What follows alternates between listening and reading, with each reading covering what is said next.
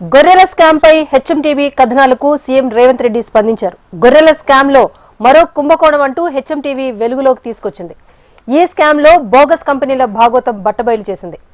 Veterinary ఉన్నతాధికారి ఆదేశాలతో బ్రోకర్లతో గొర్రెల కొనుగోలు చేయించిన విషయాన్ని బయటపెట్టిన హెచ్ఎంటీవీ మొయినుద్దీన్ కు చెందిన 7 బోగస్ కంపెనీలు ఇందులో ఉన్నాయంటూ వరుస కథనాలను ప్రసారం చేసింది.